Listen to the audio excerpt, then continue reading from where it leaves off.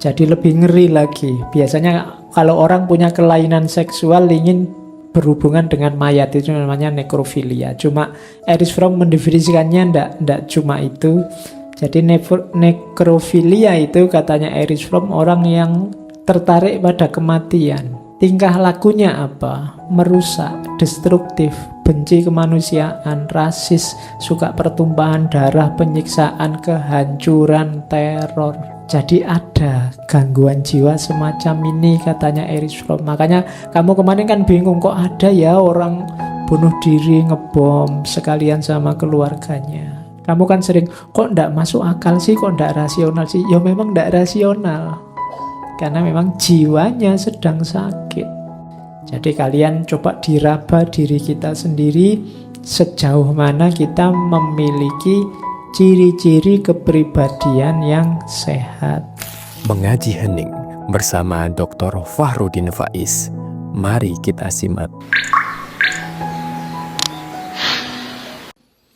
Kepribadian itu ada dua jenis, ada kepribadian yang sehat, ada kepribadian yang tidak sehat. Yang sehat itu orientasi produktif, yang tidak sehat orientasi non-produktif. Ini kita lihat saja satu-satu ya, mana yang sehat, mana yang tidak sehat. Ini yang sehat. Kepribadian yang sehat, cirinya yang pertama apa? Cinta yang produktif. Hubungan kita dengan orang lain itu hubungan cinta.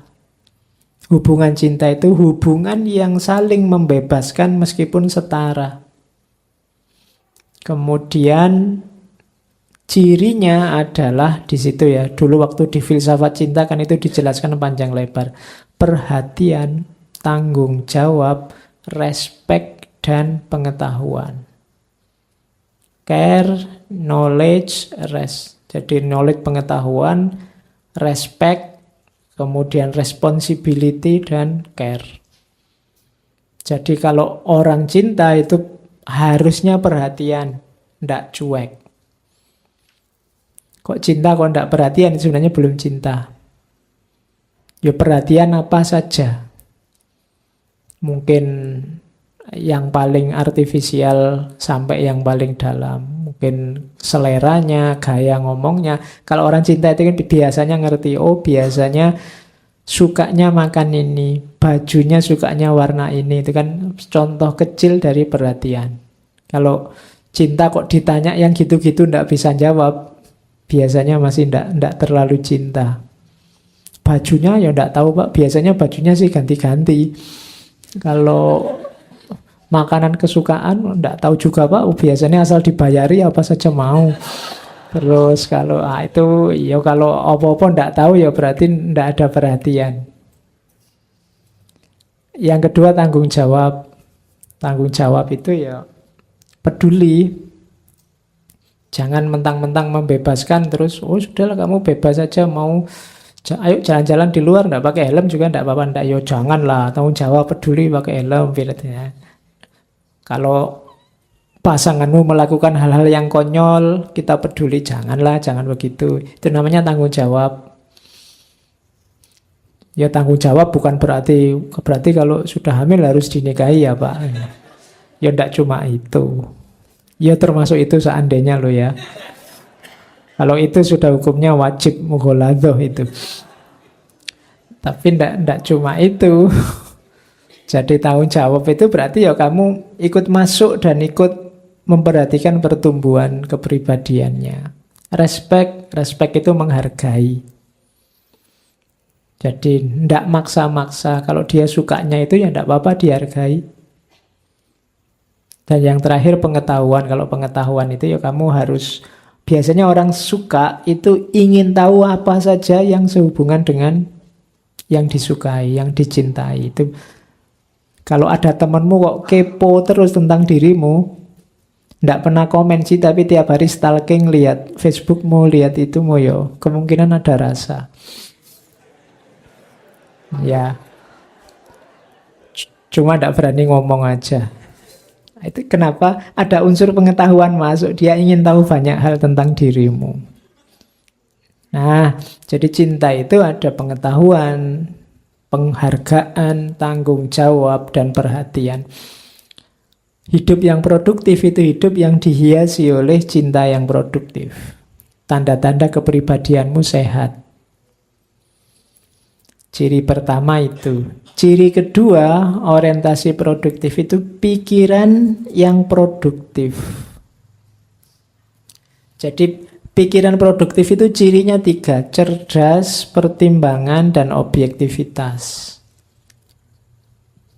Jadi cerdas itu ya kemampuan logikanya jalan. Pertimbangan itu wawasannya luas. Wawasan luas sehingga banyak pertimbangan. Orang yang tidak banyak pertimbangan itu kan karena wawasannya sempit. Ada masalah terus sumpek. Ini gimana jalan keluarnya? Kenapa bisa begitu? Dia tidak bisa menampilkan banyak alternatif jawaban. Ini kemampuan pertimbangan namanya. Jadi, ini kok mau ngaji kok hujan. Oh, bisa pakai jas hujan, bisa bareng teman yang punya mobil, bisa jalannya banyak. Tapi yang wawasannya sempit, hujan, oh berarti libur. Ya, jadi dia tidak banyak alternatif yang muncul di kepalanya. Munculnya cuma itu. Gitu. Jadi wawasan harus luas. Kalau orang Jawa menyebutnya nalari cupet. Nalari cupet itu wawasannya sempit, pendek. Kamu sekarang menyebutnya sumbu pendek. Sumbu pendek itu kenapa kok sumbunya pendek? Karena wawasannya tidak luas, sumbunya tidak panjang. Ada masalah, terus meledaknya cepat. Kenapa sumbunya pendek? Maka wawasan harus panjang. Diputus pacar, itu kalau sumbunya pendek, wah duniaku gelap, enaknya bunuh diri saya karena langit runtuh itu kan ya. Karena kamu wawasanmu ndak luas. Coba wawasanmu luas, diputus pacar kan alternatifnya macam-macam. Bisa cari lagi, bisa ke dukun, bisa. Loh iya kan. Loh kan banyak masih alternatifnya, masih banyak. Oke, jadi itu namanya kemampuan pertimbangan. Dan objektif itu realistis. Jadi kenyataannya begitu, dibaca seperti itu objektif. Baik dibilang baik, jelek dibilang jelek. Jadi kalau tadi dimensi perasaannya isinya cinta, pikiranmu adalah pikiran yang sehat produktif, berarti kamu cerdas, wawasanmu luas dan objektif, maka hidupmu hidup yang sehat. Jadi cirinya itu. Terus bahagia. Bahagia itu antara kelegaan dan peningkatan kualitas diri. Kalau di Erich Fromm, bahagia itu biasanya ada situasi ideal yang tercapai. Itu bahagia. Jadi orang itu cinta, dimensi perasaan isinya cinta, dimensi intelektual pikiranmu produktif dan idealmu terpenuhi, maka hidupmu biasanya kepribadianmu sehat. Kemudian suara hatinya cocok. Ini urusan keinginan. Ya kalau di Erich Fromm keinginan itu ada yang suara hati otoriter dan suara hati humanistis, istilahnya Fromm. Ya banyak orang ngomong, kalau kamu sumpek dengarkan suara hatimu. Tapi kalau suara hatimu adalah suara hati otoriter, itu biasanya tidak murni. Suara hati otoriter itu sebenarnya bukan suara hatimu, tapi suara dari luar yang kamu masukkan ke hatimu. Itu namanya suara hati otoriter. Kamu sudah dukung orang duluan. Berarti apa? Dari luar kamu masukkan dukungan itu, sekarang kamu suarakan. Ini bukan suara hati, tapi yang jenisnya otoriter. Jadi suara hati yang sehat itu suara hati yang humanistis, yang sumbernya tidak dari luar, tapi dari dalam dirimu sendiri. Itu namanya suara hati yang humanistik. Jadi suara hatinya beres, intelektualnya beres, idealnya tercapai, hidupnya penuh cinta, maka kamu sehat kepribadianmu. Oke, sekarang orientasi non-produktif. Kalau ini yang kebalikannya. Ayo dicermati, yang pertama adalah non-produktif itu adalah orang yang punya karakter reseptif. Jadi orang yang punya karakter reseptif itu orang yang percaya bahwa sumber kebahagiaannya ada di luar diri mereka. Jadi orang ini inginnya memasukkan semua yang di luar dirinya atau memiliki semua yang di luar dirinya ke dalam dirinya. Karakternya namanya karakter reseptif karena dia anggap kebahagiaan itu ada di luar dirinya. Ada yang ekstrim, ada yang moderat. Kalau yang ekstrim itu biasanya terlalu patuh atau terlalu memaksa. Ini bentuk ekstrimnya. Terlalu patuh itu berarti ikut saja yang di luar dirinya, karena dia merasa bahwa kebahagiaannya ada di luar dirinya, atau memaksa. Memaksa itu yang di luar dirinya dipaksa ikut dirinya. Karena dia ingin bahagia dari luar dirinya. Itu namanya karakter penerima. Ini karakter yang tidak sehat. Kamu tidak akan ketemu kebahagiaan dengan jalan ini. Kenapa? Karena tergantung yang di luar dirimu. Kamu bahagia ketika followermu banyak. Itu juga bahaya. Mau follower sekarang bisa dibeli. Nanti kamu sumpek orang lain punya follower lebih banyak lagi. Wah, kok aku kalah? Padahal yang lain cuma beli. Nah itu kan kenapa kebahagiaanmu tergantung. Nanti kamu posting merasa, wah postinganku ini hebat luar biasa. Loh kok tidak ada yang like sama sekali, gimana ini? Dan kamu sumpek gara-gara itu. Ya mbok biar aja, tidak dikomentari, tidak dijempol sama temen. Oh yang penting kamu yakin itu baik, bahagia. Kenapa kamu galau? Karena kamu gantungkan kebahagiaanmu pada yang di luar dirimu. Atau kamu paksa orang lain. Kamu paksa orang lain manut padamu. Awas kalau nggak komen. Alah kamu bilang suka padaku tapi tidak pernah jempol, tidak pernah komen. Nah, itu. Terus kamu paksa. Nggak. Jadi itu kamu gantungkan kebahagiaanmu di luar dirimu, maka kamu susah untuk bahagia. Ya ada level moderatnya. Level moderatnya itu biasanya orang yang ya sudahlah, memang kenyataannya begitu, diterima saja. Itu menunjukkan kamu sudah menyerah. Aslinya tidak bahagia sih. Orang ngalah itu kan aslinya kan tidak bahagia. Jadi ya ngalah sajalah. Nah itu kan aslinya dia ingin lebih dari itu, tapi situasinya begitu, dia terima begitu saja. Kesalahannya di mana? Dia menggantungkan kebahagiaannya di luar dirinya. Kalau dia tidak menggantungkan di luar dirinya, tidak perlu ada rasa, aku ini sedang ngalah loh. Nggak ada rasa begitu.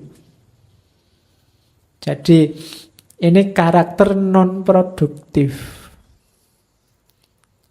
Katanya Erich Fromm, kebanyakan karakter ini biasanya periang, bersahabat. Tapi begitu ada masalah sulit, mereka jadi putus asa. Dia tidak mandiri. Karena selama ini selalu tergantung pada yang di luar dirinya. Terus yang kedua, eksploitatif. Kalau yang eksploitatif ini agak mirip dengan reseptif tadi, tapi lebih dari itu.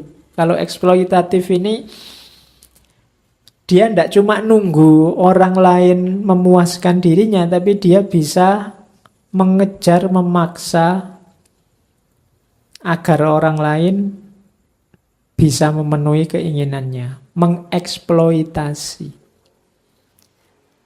Jadi kalau tadi kan reseptif itu menerima kebahagiaan dari luar, kalau yang eksploitatif ini merekayasa, mengatur agar yang di luar dirinya bisa membahagiakannya. Nah, itu tipe kedua. Ini juga non produktif. Lagi-lagi karena dia tidak mandiri, tidak bebas dengan dirinya, masih tergantung dengan yang di luar dirinya. Meskipun sifatnya eksploitatif. Tidak cuma menunggu dan menerima. Yang ketiga, kalau ini karakter penimbun, hoarding karakter type. Karakter penimbun ini orang kecenderungan biasanya antisosial. Orang ini tidak percaya sama masyarakat, tidak percaya sama dunia luar. Biasanya dia minimal berkontak dengan dunia luar. Masyarakat itu jahat, manusia itu rusak, dunia ini sudah mau kiamat, terus dia menarik diri dari dunia. Karakter ini namanya karakter penimbun. Biasanya orang, kenapa disebut penimbun? Karena biasanya orang ini kikir. Pelit-pelit, nanti bayanganmu kikir itu apa? Jadi orang ini pelit, lawannya hemat itu loh. Apa-apa dianu sendiri, dia tidak mau berbagi, juga tidak mau orang lain mendekati dirinya. Bahkan berbagi itu tidak cuma berbagi barang, tapi juga berbagi emosi dan berbagi pemikiran. Ini namanya tipe penimbun. Kecenderungannya antisosial. Menganggap dunia ini rusak, jadi saya nggak harus terlalu banyak terlibat dengan dunia. Ini juga jenis non-produktif. Jadi pribadi yang tidak sehat.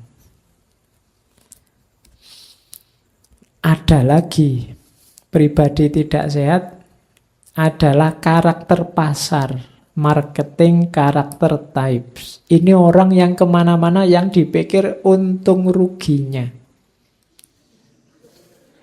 Ya, ini tipe marketing. Meskipun kamu tidak jualan itu kelihatan. Jadi mau sih saya ngaji, tapi kira-kira dapat apa ya dari sana? I think untung ruginya. Jalan-jalan lu, jalan-jalan nanti capek, tapi untungnya apa kira-kira? Pokoknya apa-apa diukur dia dapat apa, untung apa. Itu namanya tipe marketing. Jadi karakternya karakter pasar. Mbok kamu jadi pacarku, lumayan loh, aku punya motor, aku punya... Nanti kamu tak antar jemput kalau kuliah. Itu apa-apa diukur secara pasar. Kamu dapat keuntungan apa? Nanti kamu mameri motor yang sebelahnya, ala itu motornya tahun 90, sama aku aja motorku 2005 misalnya. Yo, podo wae sama. Jadi karakternya karakter pasar. Marketing karakter type. Ini juga tidak sehat karena kamu akan kecewa. Tidak sangat banyak hal yang bisa diukur dari keuntungan demi keuntungan. Jadi orientasinya orientasi non produktif. Ya kayak misalnya temenmu lagi ngobrol asik-asik terus dia bilang, alah ngobrol ini buang waktu, coba aku di kamar nulis sudah dapat berapa halaman. Itu kan perhitungan sebenarnya itu juga. Padahal kebersamaan kan juga penting, kita butuh relasi tadi. Apa-apa dihitung untung ruginya. Nah, itu juga tidak enak kan bergaul sama orang kayak gini. Lagi enaknya ketawa-ketawa, wah ketawa itu mengeraskan hati. Kita susah loh. Oke, ya mbok besok aja nasihatnya. Wong ini sedang bergurau, seneng-seneng membangun eksistensi. Jadi tidak dicari untung ruginya saja. Kalau orang mikir untung ruginya saja, ya nanti dia sumpek sendiri. Nanti banyak kebutuhan eksistensial tadi yang tidak terpenuhi. Oke, nah kalau ini yang parah. Ya, yang tadi yang saya sebut di awal non produktif itu masih mending, cuma kurang sehat saja. Kalau ini gangguan kepribadian parah. Yang pertama apa? Nekrofilia. Nekrofilia itu cinta kematian. Itu kalau kalian baca teorinya Freud, itu definisinya lebih lagi. Jadi lebih ngeri lagi. Biasanya kalau orang punya kelainan seksual ingin berhubungan dengan mayat, itu namanya nekrofilia. Cuma Erich Fromm mendefinisikannya ndak cuma itu. Jadi nekrofilia itu katanya Erich Fromm orang yang tertarik pada kematian. Tingkah lakunya apa? Merusak, destruktif, benci kemanusiaan, rasis, suka pertumpahan darah, penyiksaan, kehancuran, teror. Jadi ada gangguan jiwa semacam ini katanya Erich Fromm. Makanya kamu kemarin kan bingung, kok ada ya orang bunuh diri, ngebom sekalian sama keluarganya. Ada gangguan jiwanya katanya Erich Fromm, namanya nekrofilia. Kok ada ya orang lebih suka kerusakan? Dia tahu lo itu kebohongan, dia tahu itu lo nanti menghancurkan persatuan, tapi kok masih diterjang saja. Ada penyakit jiwanya memang. Kamu kan sering, kok ndak masuk akal sih, kok ndak rasional sih? Ya memang ndak rasional. Karena memang jiwanya sedang sakit. Ada orang yang lebih suka pertumpahan darah. Lebih suka kekerasan. Dia benci kemanusiaan. Itu penyakitnya namanya nekrofilia. Butuh psikiater. Ada yang tidak beres dengan jiwanya. Nah, itu gangguan kepribadian parah. Yang kedua, semoga kita tidak termasuk narsisme. Tapi yang berat ya, ada narsisme normal. Katanya ya narsisme normal itu kamu ngoco terus merasa perasaan aku kok ganteng gini ya. Nah itu narsis sidik ya rapopo lah. Alhamdulillah kamu bersyukur kan gitu. Jadi kamu kemana-mana selfie, ngepas-pas ke sudut yang paling cakep mana, itu kan narsis. Kalau foto pingin paling menonjol itu narsis, biasa ndak apa-apa. Tapi ada yang berat. Narsis itu yang berat apa? Ketika tujuanmu pamer itu menghalangi kebenaran, menghalangi kenyataan. Yang tinggi kamu nilai rendah, atau yang rendah kamu nilai tinggi. Jadi miliknya orang lain sebaik apapun kamu anggap rendah secara tidak objektif, dan milikmu meskipun jelek kamu anggap tinggi. Ini narsis berat.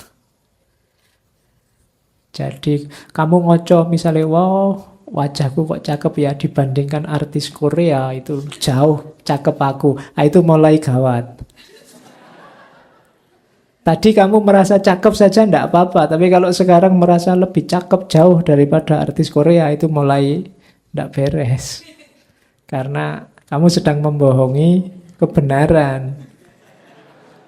Jadi kamu enggak objektif sudah sekarang, gitu loh. Ya, mulai melihatnya tidak objektif lagi. Ini banyak kan sekarang orang-orang fanatik dengan kelompoknya, dengan yang sudah tidak objektif lagi. Kelompok lain yang dia tidak setuju, sebagus apapun dianggap jelek. Sementara kelompoknya sendiri, sejelek apapun dicarian pembelaan biar tetap berharga. Nah, ini narsisme, penyakit jiwa. Hati-hati kamu masuk ke sini nanti dibawa ke psikiater. Karena susah, orang yang tidak bisa membedakan level-level kualitas ini lebih baik dari ini, itu kan dalam hidupnya nanti susah. Tidak bisa membedakan mana baik, mana buruk, mana benar, mana salah. Kalau sekedar mengagumi dirimu, membanggakan milikmu, tidak masalah. Tapi tetap harus objektif. Penyakit gangguan kepribadian agak berat yang ketiga namanya, katanya Erich Fromm, simbiosis incest. Ketergantungan ekstrim pada, kalau masa kecil pada ibu, atau ketika besar pengganti ibu. Ini hati-hati sampai orang kehilangan jati dirinya. Ini namanya simbiosis incest. Kalian hati-hati jangan sampai, boleh kok kamu punya idola, boleh mengikuti tokoh yang kamu idolakan, tapi jangan sampai ketergantungan dan membuat dirimu lenyap. Kan banyak itu kan cerita-cerita sampai operasi plastik biar persis kayak idolanya, sampai macam-macam yang dilakukan. Itu ada penyakit-penyakit jiwa biasanya. Maka ini 3 hal yang agak berat, tidak sekedar non-produktif. Kalau ini sudah butuh psikiater, nekrofilia, narsisme berat, atau simbiosis incest, gangguan kepribadian berat. Nah, akhirnya ciri-ciri kepribadian yang sehat itu yang pertama, mampu mengembangkan hidupnya sebagai makhluk sosial di dalam masyarakat. Iya, kamu hidup di tengah masyarakat, tapi jangan kehilangan jati dirimu. Kamu berhubungan dengan orang lain, tapi tidak saling menafikan kebebasan. Relasi yang paling baik ya relasi cinta.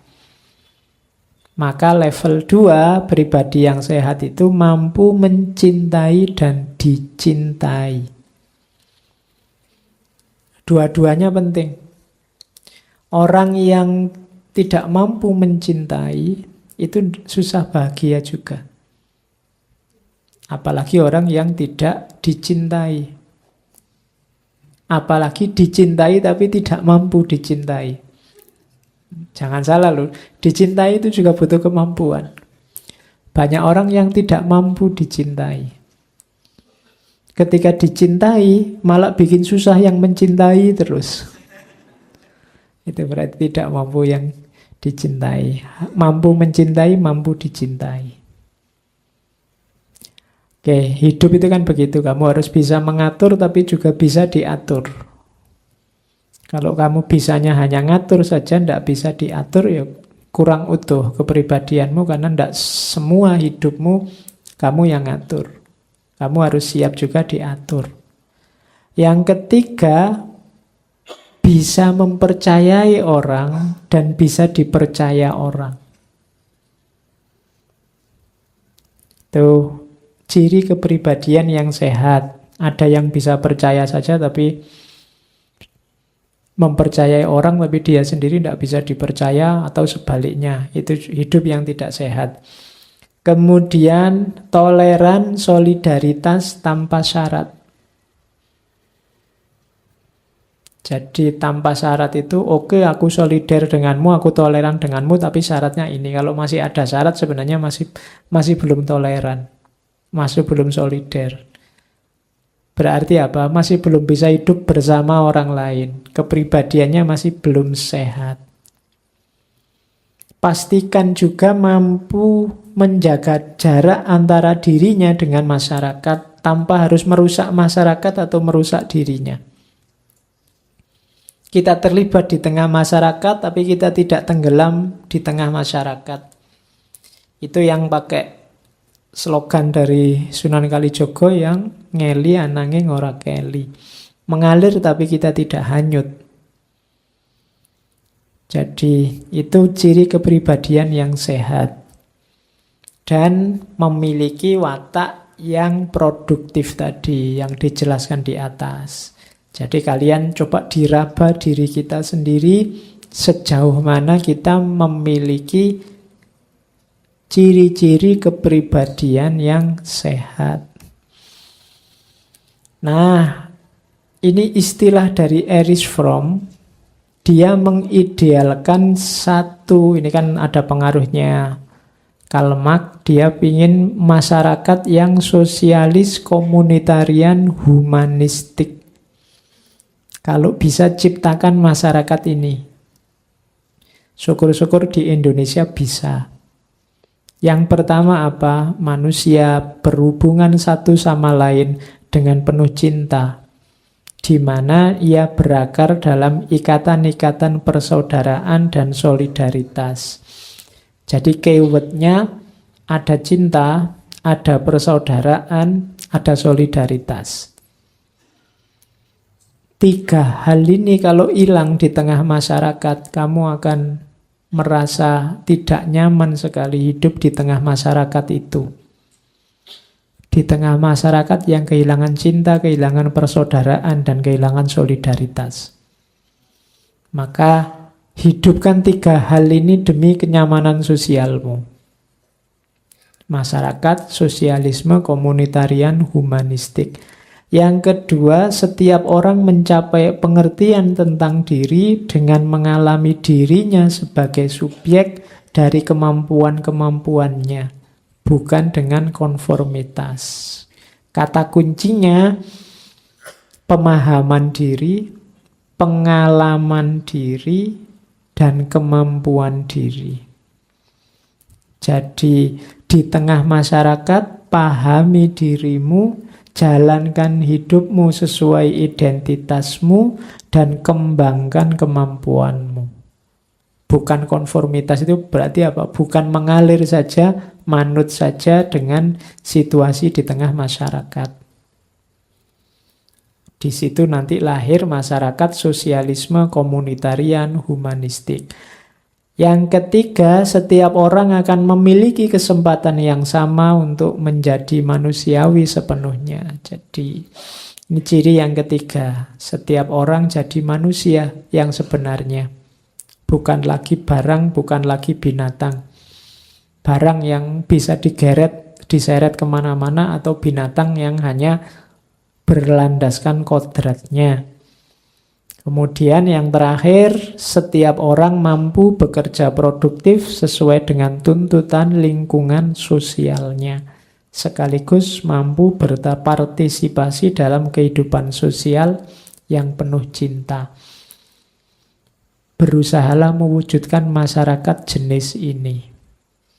Inilah yang diidealkan oleh Erich Fromm, namanya masyarakat sosialisme, komunitarian, humanistik. Terima kasih sudah menyimak. Semoga channel Mengaji Hening bersama Dr. Fahrudin Faiz selalu bisa memberikan ilmu, motivasi, dan kebermanfaatan. Salam sehat dan bahagia.